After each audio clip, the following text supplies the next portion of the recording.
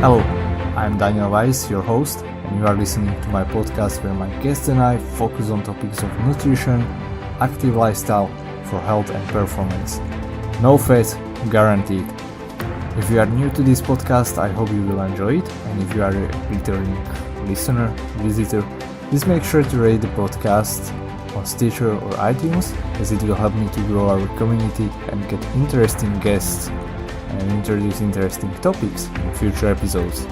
You are also welcome to join my Facebook group, which is linked in the show notes. Hello and welcome to the New Year's episode with me, your host Daniel Weiss. In this episode, I have an honor to speak with Ailey, who is a master's level clinician with ongoing professional training in eating and weight disorders from UC Berkeley. But what is more interesting about her is that Ailey has an experience in the entertainment industry. And as we know, the entertainment industry and beauty industry is a kind of environment where disordered eating behaviors are not only accepted but encouraged. And this is what really impressed me. I wanted that kind of guest on this podcast for a very long time, to bring a different view, to see how disordered and really dysfunctioning culture it can be, what kind of culture we live in. So Ailey, she was performing with the Royal Moscow Ballet by age 13, and she was also wearing the crown of Miss Canada before her 20th birthday. So you can imagine that she has vast experience with the beauty industry, with all that comes with it, all the good and the bad things. And I really love one of her quotations, and that is changing my relationship with food meant changing the relationship I had with myself. So basically, if you want to correct your dysfunctional behavior, dysfunctional eating in this case, you have to change your relationship with yourself. And this is what we will be talking about today. So I hope you will enjoy this podcast episode, and well, let's get to it. So tell me, Ailey, can you tell me more about your background? What you write about the website of that, how you got into helping people with eating disorders, and about your story about the ballet and Miss? Yeah, of course. So I got into the field of working with people with eat and weighting disorders from my own experiences. So I grew up dancing very seriously, and by the time I was 13, did a guest performance with the Moscow Ballet and continued to dance after that. For myself, the realms of dance and modeling started to blend, and when I was 18, I was competing at Disneyland in Orlando, Florida, and also had a modeling agency and was competing for Miss Teen Canada. And there were two kind of conflicting conflicts happening at that time. My dance coach and the people in that realm, I needed to gain weight to be stronger, just to perform and be there. And in the modeling realm, it was more of the influence of needing to lose weight. And so these two kind of competing ways, but both aesthetic based, really kind of created this really interesting plot of what would be my struggle with food and body. And I say that, but I also want to preface that my struggle with food and body, and oftentimes the people that I work with, yes, there's an aesthetic influence, especially in athletic sports or in the entertainment or beauty industry, but oftentimes that food and body struggle comes from past experiences that maybe led them to seek external validation in sports or athleticism. So those industries, yes, are supporting disordered eating, but oftentimes they're not the cause. They're a way to be in a disorder without anyone saying, hey, maybe what you're doing isn't the most healthy thing to do. Or at least that's been my experience, and often what I see in clients. In my bio, it also mentions being Miss Canada. So I went to Poland in 2011 and represented my country. And that was kind of in the moment when I was like, you know what? I don't think I'm okay. Like, I think that I'm surrounded right now by a bunch of women all over the world who are engaging in really symptomatic behaviors to be aesthetically appeasing to the eye. And I'm really grateful I had a kind of a light bulb moment, and I was like, you know what? I think I'm going to go home. I don't think this is the path for me. Whatever is going on here just doesn't feel right.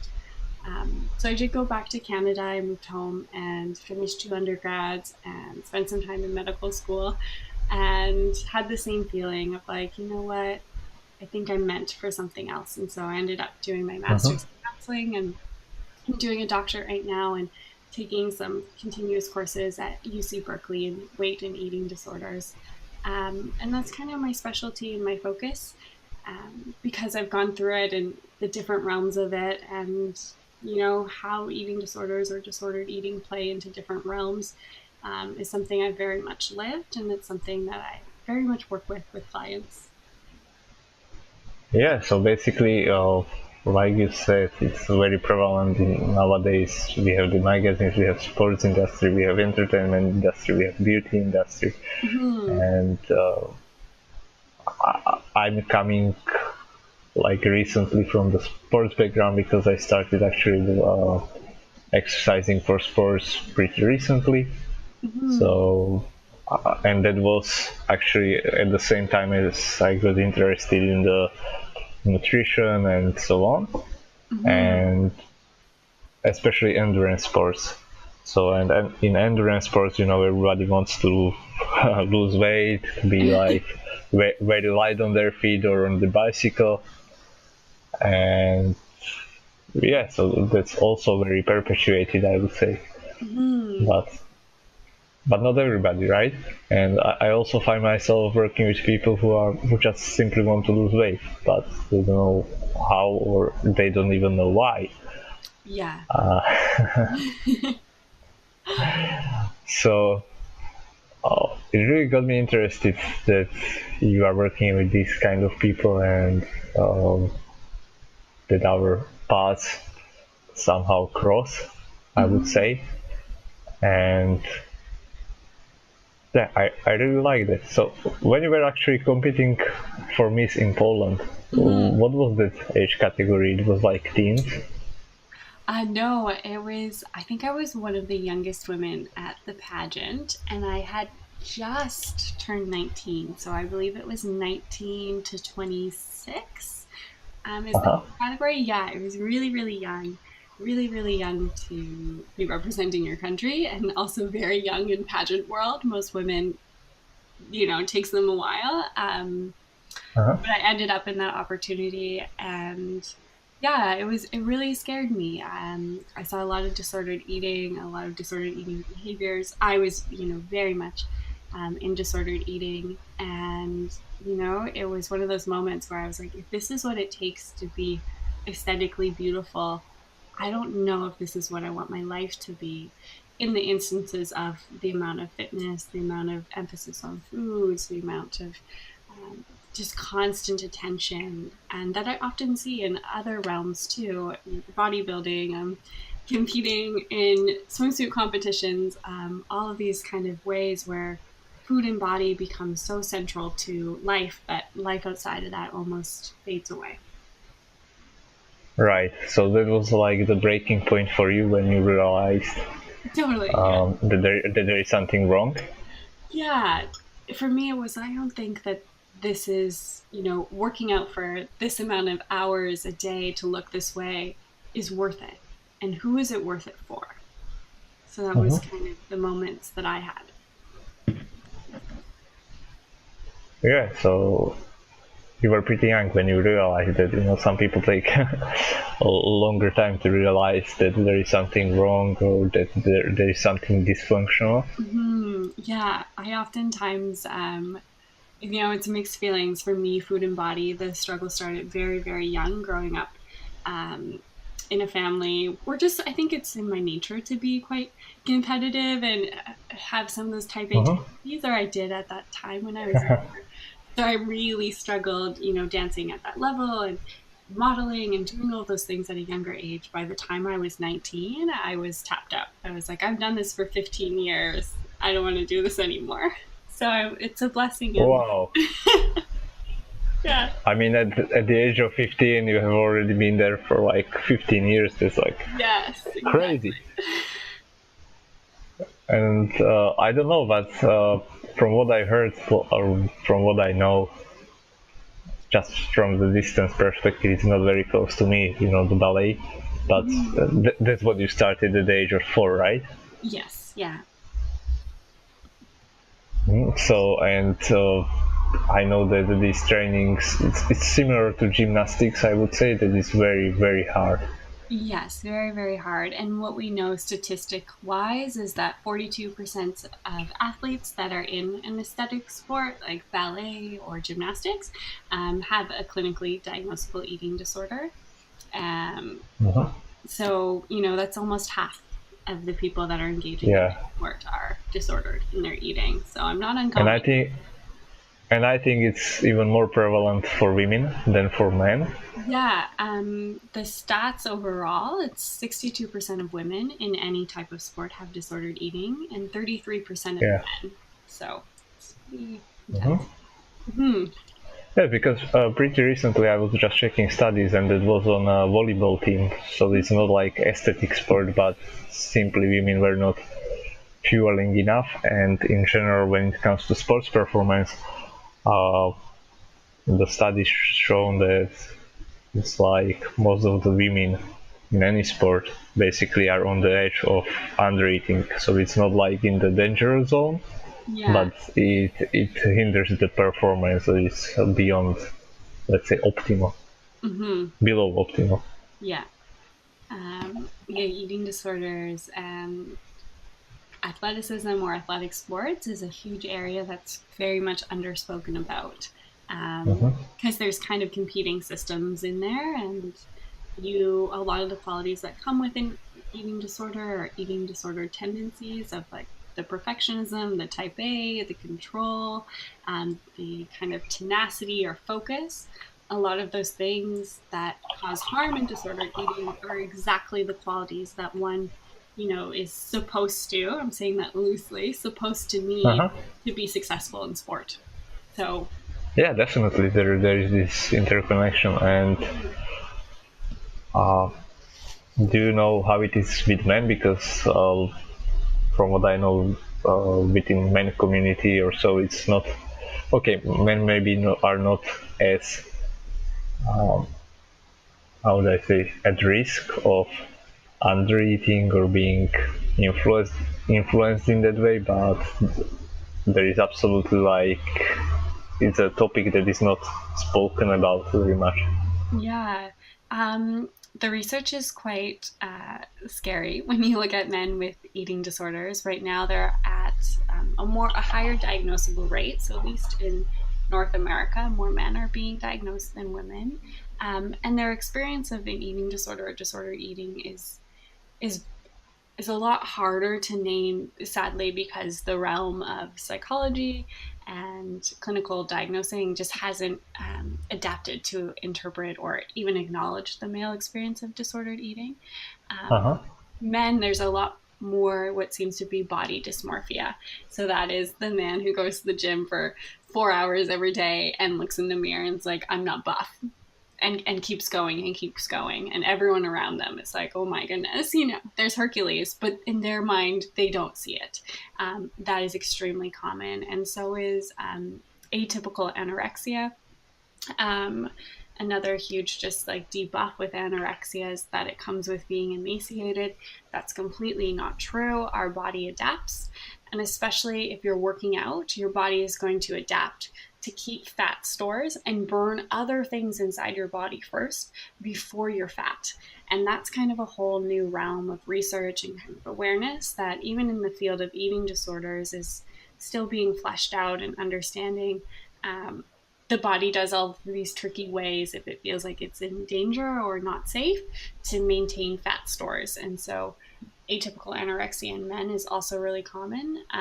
So is binge eating, especially in the fitness world with men. Binge eating extremely common and not spoken about. It's really sad that there's no language for it, really. It's been so feminine for so long, that cracking into that and changing that language is something it's really challenging.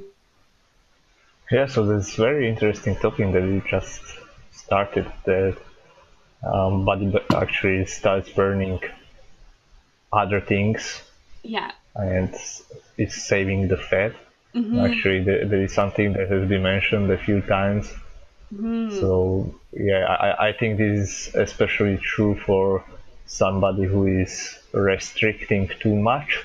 Mm-hmm. I would say like in a physical sports, physical sports, like bodybuilding specifically. Mm-hmm. Yeah, and then all of those, putting your body in ketosis or taking ketones, a lot of that stuff is then used because people are noticing, like, hey, like, even though I'm doing all these things, this fat that I, from in my mind, don't want anymore isn't leaving. And then you see the influence of diet Mhm. products come in there, and which are extremely unhealthy and have a lot of negative side effects. But in the fitness world, they're very much praised. Yeah, definitely. So basically, we are getting back to the basics, and that is that all these eating disorders come from or have a root cause in our psyche and our mentality. So basically, we want to control something, right? Mm-hmm. And oftentimes I feel like the fitness world is a beautiful way that where just in its packaging there's an illusion of control or illusion of mastery, and you can have aspects and moments of that for sure if you're training, but at the end of the day, life is unknown and messy and unpredictable, and control is just an illusion. And Uh-huh. those things really play into if someone is already internally struggling and looks to this area for some guidance. It can get messy very quickly. Yeah. So when does actually something like this controlling behavior starts becoming like a classified eating disorder? Yeah. In my kind of over here, there's a lot more of orthorexia. So this is the Mm-hmm. disengagement with life outside of food and body. So this is the compulsing kind of checking of ingredient lists or an increasing concern about health of ingredients. One of the quotes that I absolutely love is a healthy obsession with an obsession with being healthy isn't healthy. It's just an obsession. And I think that's such a beautiful one to kind of catch orthorexia, because if you're obsessed with being healthy and obsessed with spending hours per day thinking about working good food, or a day completely dedicated to just meal prep or finding safe foods or healthy foods, or obsessing over lifestyle blogs or the latest way to do this with your body or that, or whatever. Yes, health is a beautiful thing to focus on, but if it becomes obsessive and you have to do it and there's a compulsion and a need and a will outside of your own control, then it's just an obsession. It's no longer healthy. And I think that's a really beautiful way of looking at orthorexia, and a really good gauge point at, when are my health focused behaviors really serving me? And when are they starting to become a little detrimental? Uh-huh. Mhm. Yes, and I think the topic about orthorexia is very important, especially nowadays as everybody is trying to be healthy, make healthy choices, and there is so much information and focus on the food, on the nutrition. Mhm. And yeah, like you said, there is a difference, like let's say being healthy or making healthy choices and then obsessing about it all day. Yeah. But well, from my perspective, or what I did is was like, there was this time frame when I was really like being focused and obsessing about these healthy food things, and this was like a learning process for me to learn about the foods, about the nutrition, right?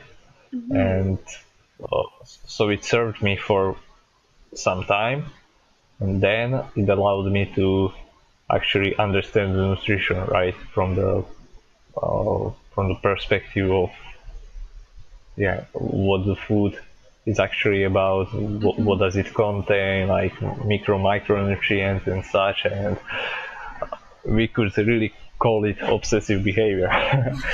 So my point is actually that when you are developing something, what you are passionate about, it's like maybe there is like passion and obsession is a different thing. Yes. Passion and obsession I view different, and I think you can have a passion for understanding nutrition, and so many people do, or a passion for fitness, and that comes with a different energy or a different je ne sais quoi. You can feel it when you're spending time with that person. There's an enthusiasm instead of an entrenchment.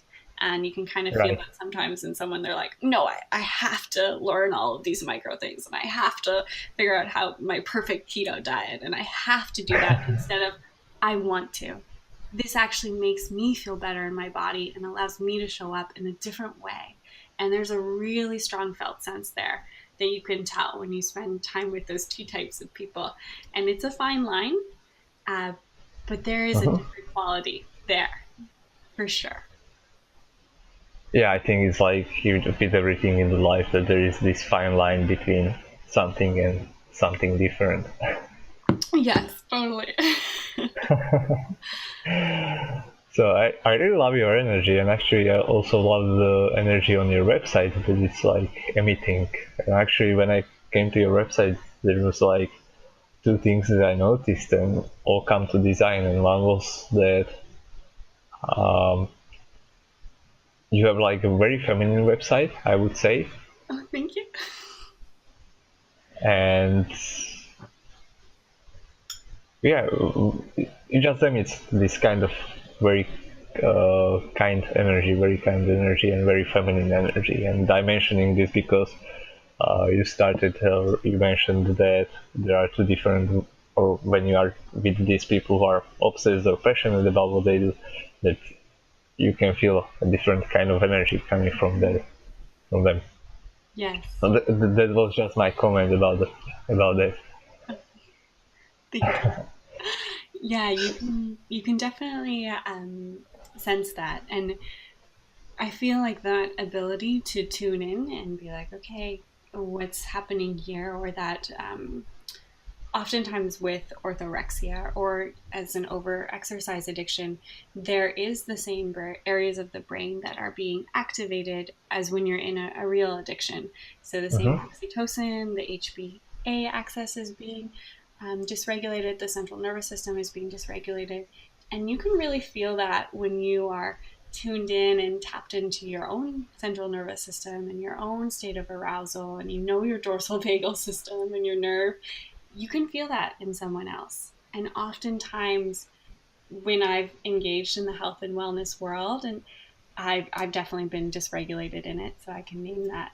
Now, stepping back into it, you can tell which people are there in that different felt sense, because you can tell that level of embodiment, which is one of the things I find so fascinating right now. We have a society obsessed with health and fitness, but also a society that's not very embodied, that doesn't really live in their body.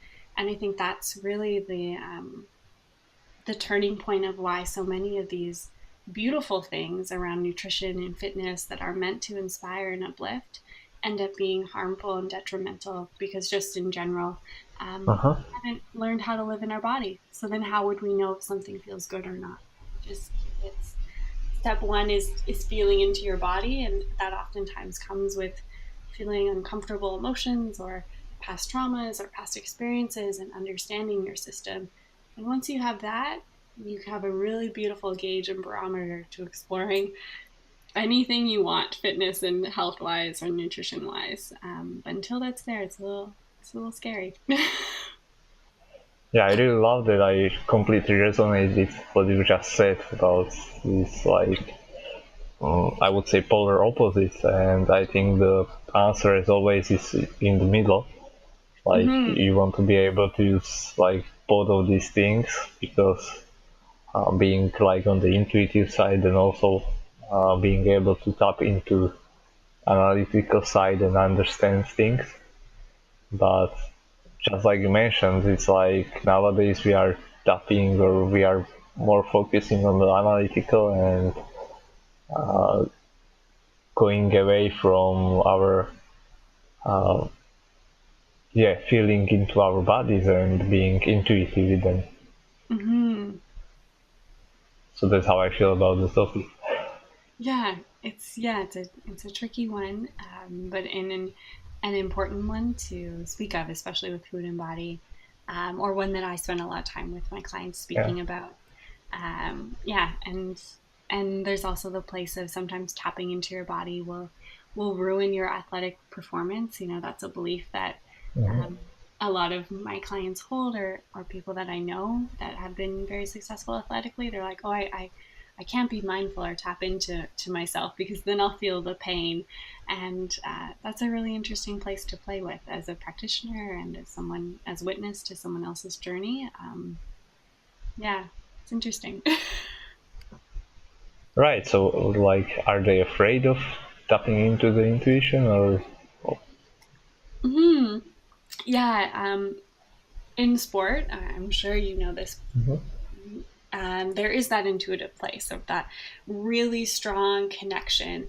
And there's also this belief that like being tapped in or being more intuitive or feeling based is going to be less strategic, less analytical, less control oriented. And what we've actually found, and I wish I had the research pulled up, but in the studies in the realm of biofeedback, the people that actually have the more control of the dorsal vagal nerve, and the dorsal vagal nerve activates your social engagement system. It controls both areas of the central nervous system, controls your fight, and flight response. Um, the people that have more control and can actually access that through their breath have a stronger athletic performance because it allows them to turn on their central nervous system when they need it really, really quickly so they can go out there and just be absolutely amazing. And then they know how to rest Mm-hmm. really, really quickly.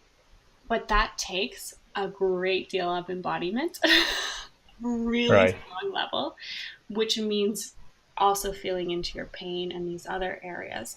There's kind of this development of dual focus. Um, that's really strange because of how sport is framed as being very control and strategic and analytical, when actually the opposite is what you find in peak performers. They know how to be embodied and mindful, and they are being out there.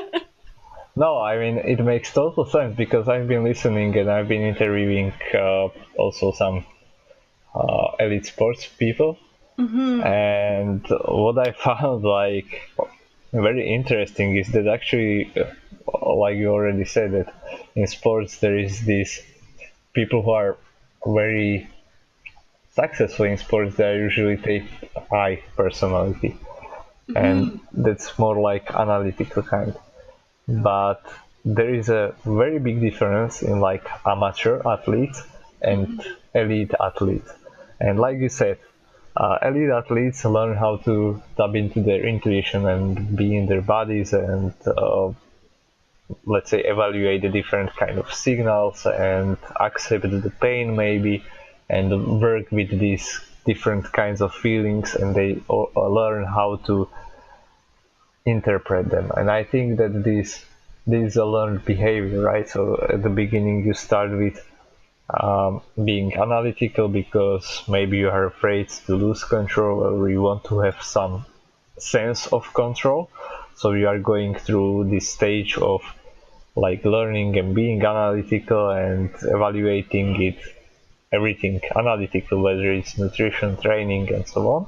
Mm-hmm. And over the time you can be intuitive about it. Mm. Yeah. And it seems to me also that women in sports are more able to tap into their intuition than men. Interesting. Yeah. Let's see. Yeah, I don't know specifically. As strange as this sounds, I have yet to really work with a female peak performer. Male peak performers I have, so I don't know the Uh-huh. difference there, but I do find that interesting. that maybe like there's a socio-cultural link there where women are more able to tap into that when they're in their athleticism. But yeah, that would make sense to me. And that's interesting because I'm speaking mostly with women on the other side. Okay. Okay, yeah. Yeah, I do find it really interesting because there's such a belief, like as you've named in sport, of that analytical. And I think that's a beautiful stage, and that you can kind of be in that. And then there comes a place of regaining that intuition. And what I find most in my experience has been regaining that intuition, oftentimes looking at the past or looking at the experiences that took someone out of the body.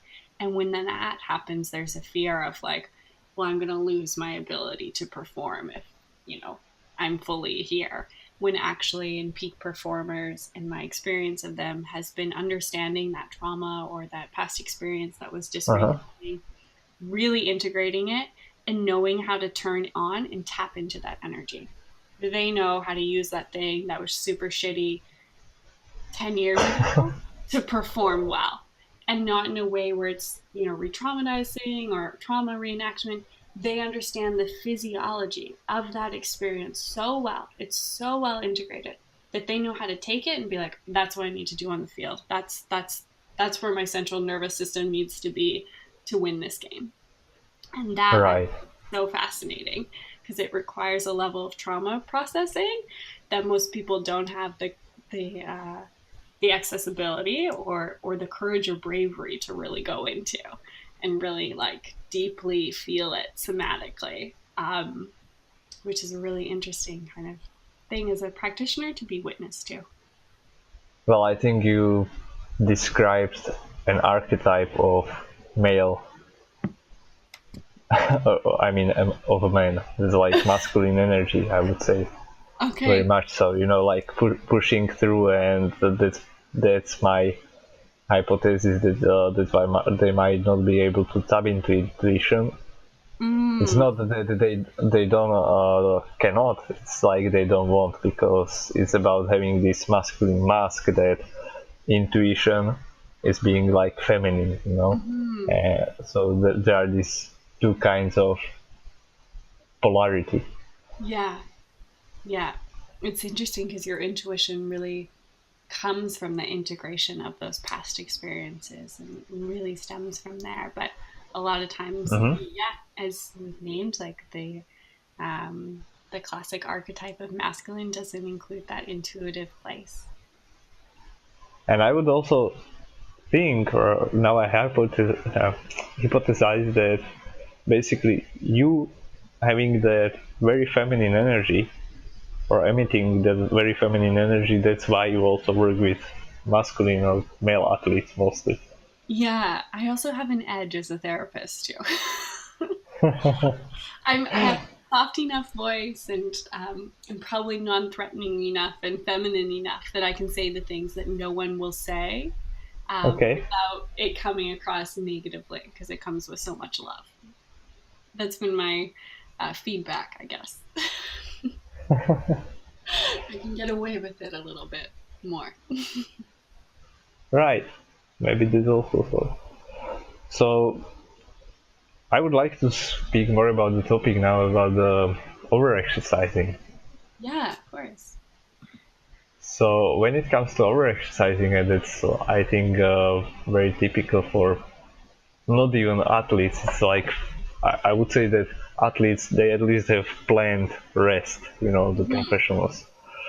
And amateur athletes, they just try to push, that maybe they have training and the mindset that the more is better.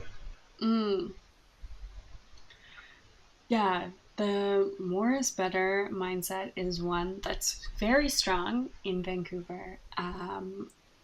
Vancouver, where I live in Canada, is a kind of interesting place. It's very fitness and health oriented, and this over exercising is something that I see all of the time. It's a city where if someone asked you what you did on your weekend, you would just like be like, I went to X amount of fitness classes and hiked this mountain and swam in the ocean, and that would be how you got like social validation.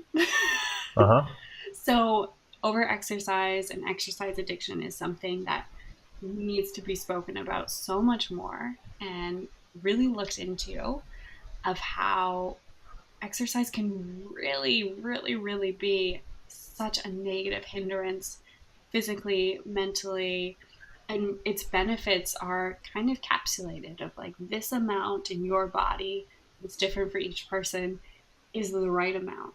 And if you're not embodied or don't have a felt sense of your body, it's really hard to know your window and how much is enough. Uh-huh. And so there are basically different reasons why somebody might overexercise, and like you just mentioned, like social validation. When you are in the community where the exercise is spoken about highly, and if you say like I did not exercise during the weekend, that people would look at you like, Oh my God. what kind of shit are you? Like, who are you? Like, Yes. you are a lazy piece of shit, right? So that might be one reason, and another reason might be like uh, that's a typical cardio bunny, right? That I exercise so I can eat or Yes. to burn calories. Yes. That's another huge one. I don't know how we got here as a culture, but at least in Vancouver, there's a very much of like, if I don't exercise to the same amount of what I ate, I can't eat. Uh-huh. And it's not even, that sounds really like an eating disorder, and it's definitely disordered eating. But I don't use the language of eating disorder because it's so common. It's such a belief a lot of times in fitness classes that I will even go to myself. I absolutely love Pilates. I'll go to a class every second day or so, depending on my body, and I'll hear people be like, this is my third class or my fourth class because I ate XYZ yesterday, or I want to eat this today. And it's a mechanism in which is socially acceptable to purge. And I often say that with clients of like, there's such a shame around purging and bulimic behaviors in regards to releasing calories through the act of vomiting. It's just so taboo and no one can talk about it. However, the same behaviors and the same mindset is socially accepted and validated when someone is doing it in a fitness way. And I see that very common and it's very prevalent of I ate this, I'm going to do this much working out to level it out. And that's not at all how the body works. The brain needs Exactly. at least, yeah, it's just not how it works. The brain needs about 800 calories a day in an adult.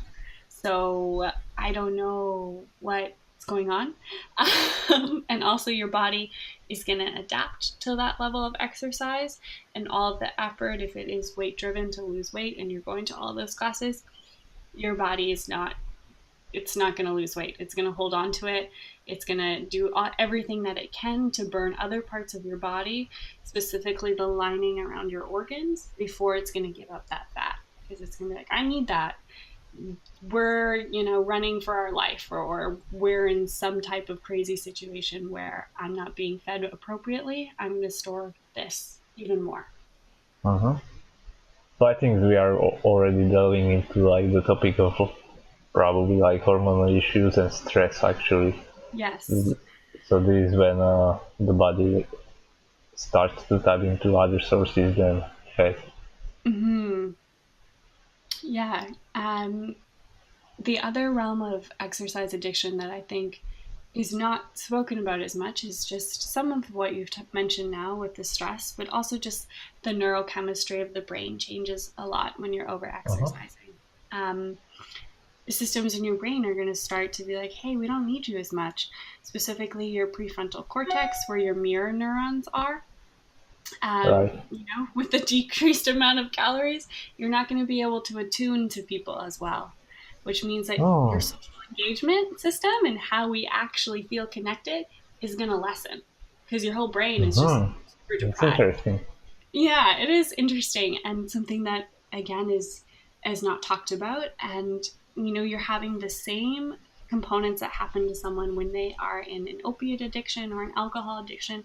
Those same systems of the brain, same hormones are all being activated, which means all of those other same systems, like the social engagement system, are going to lessen and decrease. You're in an addiction. Yes, it's to running, but it's still an addiction at the end of the day. I do want to say, I don't think alcohol and drug addiction are the same as a fitness addiction. They are different, but they do activate the same parts of the brain. Right, and well, now there are many things that I want to mention from different topics, and when we speak about the addictions, it's like, yes, it's different exercise addiction than alcohol addiction or drug addiction, but in the end, it's just the better version of the addiction, right? And or more healthy, let's say, or it can be potentially more healthy, but it's still an addiction. And yeah, go on. Yeah, I was just going to say, I love the work of Dr. Gabor Mate with framing addiction. I'm doing a 1-year training with him right now, and his like famous statement is always like, not why the addiction, but why the pain. And I think that's a beautiful one, especially in reference to fitness addiction or exercise addiction. It's like, not why the addiction to this, but why the pain. And if you can look at it from that, all addictions can be, it's like a continuum instead of separation. Uh-huh. Well, the other thing that I wanted to mention was actually that by exercising, or when it comes to over-exercising, we also develop these dopamine receptors are less sensitive, right? Yes. And so we need more and more exercise. Yes, thank you. Oh my God, I have to go there. Thank you. Yes, you are 110% right, which is another realm of like, how do we talk about this? How do we name this? And when it comes to the brain, I absolutely love neuropsychology. I studied it. It's like my passion, but also it's really scary and intimidating to people to talk about brain science. But I think it also provides a level of like, hey, this is what's going to happen in your brain when you do this. And especially in the realm of fitness, I'm constantly wondering how to bring that awareness and knowledge there, because you're right, you exercise more, you're going to need more to get that same level of dopamine. Right, and that's why also there is so much sex at the Olympic Village. I mean, maybe you have seen some kind of study about this, and actually that was the one that I've seen was relating this to the dopamine, because these athletes need much more dopamine. So basically, to get the same level of satisfaction, for example, also from sex, they need much more or higher stimulus. Dopamine. I haven't seen that. I'm super curious to look into that. One of the realms of my research for a while was sex addiction in men and eating disorders in women. They kind of activate the same areas of the brain. They have similar prevalence rates. Yes, I'm really curious about how exercise ties in there too. I'll have to explore. Could be a funny topic to explore, right? Yeah. Yeah, and basically another thing was that it could lead also to higher depression rate. Yeah, for the same reason, actually. Yeah, and then with the higher rates of depression, oftentimes there's that increased desire for something to alleviate the suffering, which is completely natural and normal, but oftentimes that alleviation of the suffering is falling further and further into obsessive exercising or really strict nutrition, and just kind of becomes a perpetual cycle. Yeah, exactly. It's one thing perpetuates another. It's like a cycle that we need to break at some point, or it could lead to potentially, I would say, negative consequences. Yes, definitely. And that goes back to that kind of felt sense, and you can tell when someone's in that cycle and how they speak about fitness or even other parts of their lives. You can sense it in someone, or if you can name and feel those parts in yourself, you can often resonate with them when they're in someone else. Right. So basically, to sum it up, it's like nowadays in the society we have, I would say, pretty much a high risk of developing an eating disorders. Unless we are in some kind of third world country where we have a different problems than eating disorder, we don't have enough nutrients and such. But yeah, so how can we actually prevent developing an eating disorder? How do we get maybe more embodied and in touch with our nature in that sense? Yeah, beautiful questions. When I'm working with a client, I often reframe it as like, we live in a disordered culture, in a disordered world, and, asking them to look around and find ways that, our society is a little disordered, or we live in a culture that's obsessed with dieting, and really being able to be like, okay, the world that I live in right now is a little crazy with food and exercise and body. How can I rebel or be different in this system? What things do I need to go, hey, that thing that I learned when I was 15 is total nonsense. I don't need to listen to that. And taking that stance of like, okay, maybe culture is sick right now. Maybe culture is, struggling with some disordered eating. How can I be different? And I think that place creates a sense of agency and autonomy where you can use those same skills that maybe you learned when you were, disordered with fitness, to be curious, to be really passionate, to go really deep into understanding micronutrition or macronutrition, and understanding like different aspects of your food, and knowing how you can really rebel in a culture that's disordered, that's selling you two different messages. Hey, eat all this fast food, and also your body should look like this. And finding your own truth is a big one too. And just really understanding the sociocultural aspects is something that I am personally so passionate about, because it helped me so much in understanding like, hey, this isn't just all me. I'm not just this super weird person with food and body. There's something going on here. There's something more than my experience. And I think that's a beautiful first step for anyone. Right. So what comes to my mind is also to develop some kind of daily practice, and I think the meditation could be a very good tool in order to develop the kind of mindfulness and awareness. I completely agree. Mindfulness is a huge practice in my life. I would say it's been one of the most beneficial.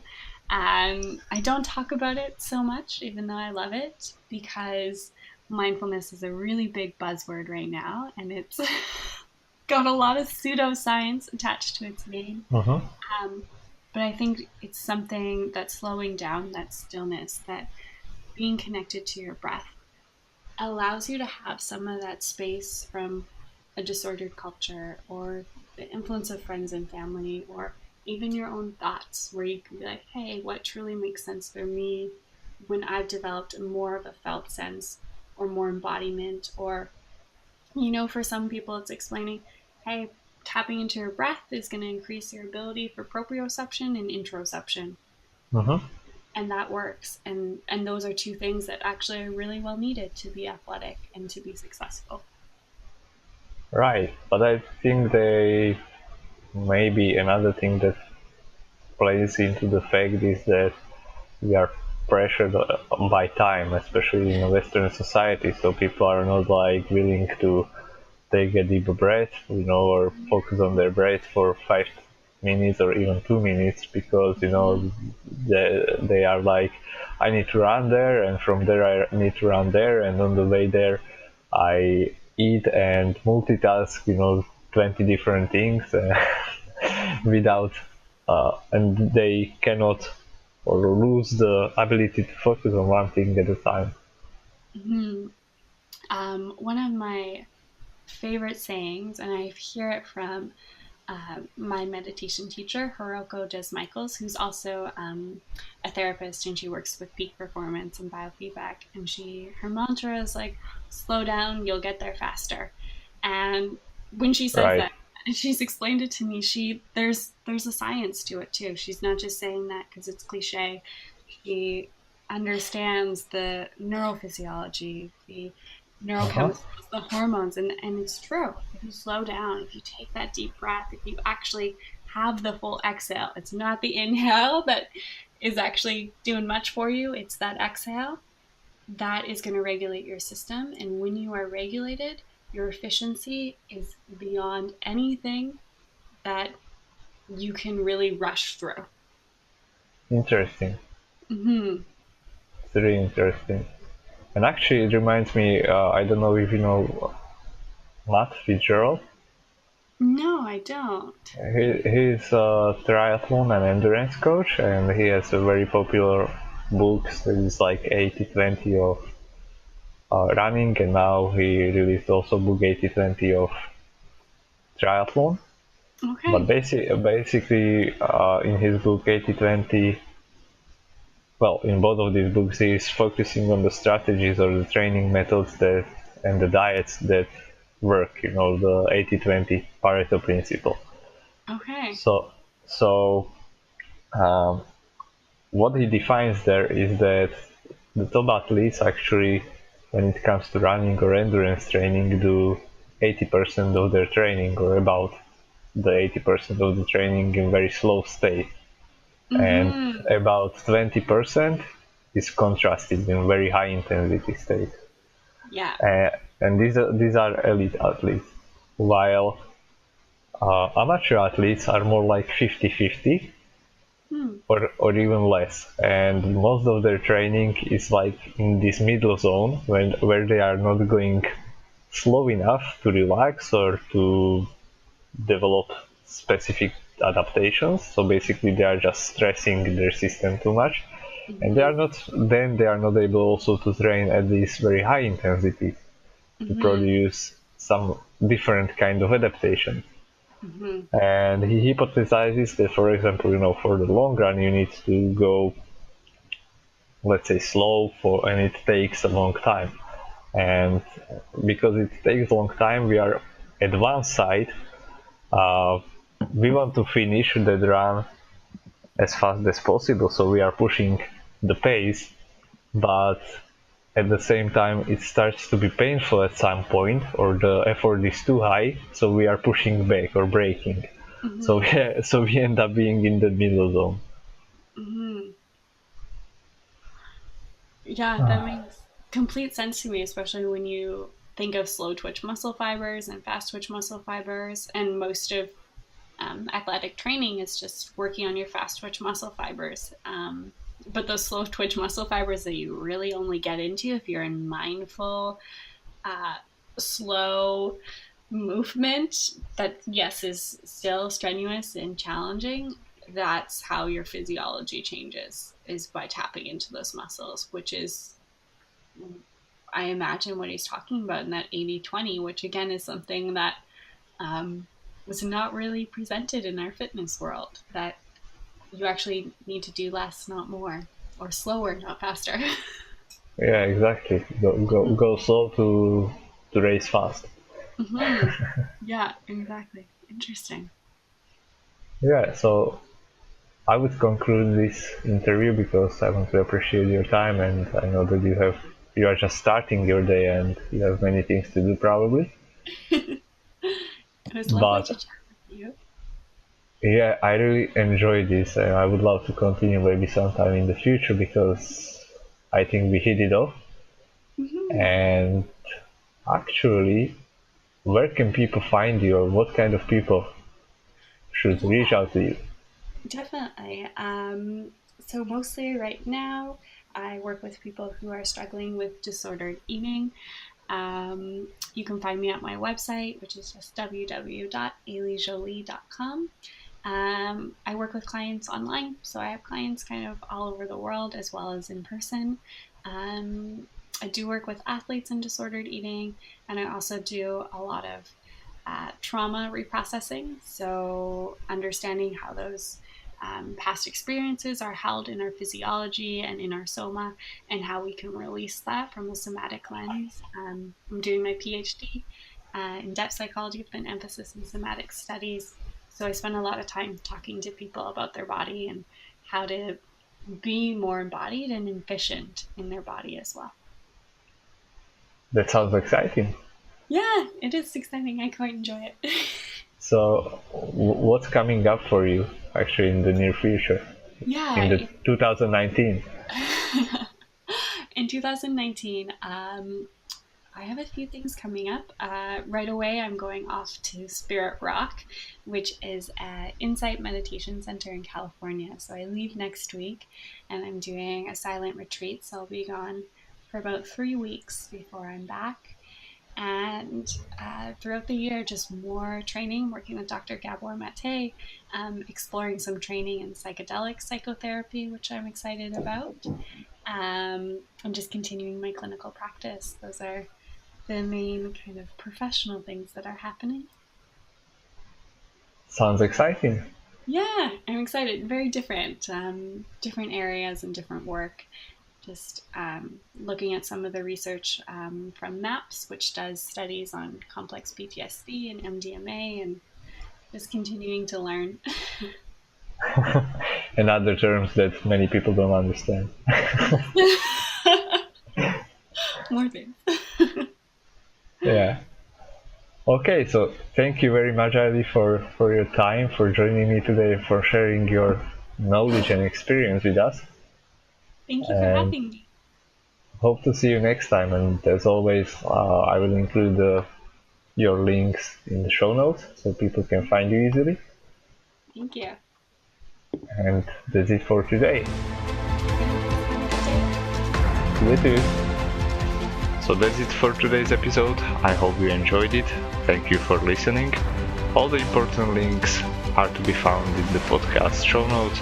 So there you will find links how to connect, how to reach my guests, how to reach myself. If you are looking for coaching experience to help with your nutrition, whether it's for performance or you just want to feel better, perform better, look better, then reach out to me and we can start working together.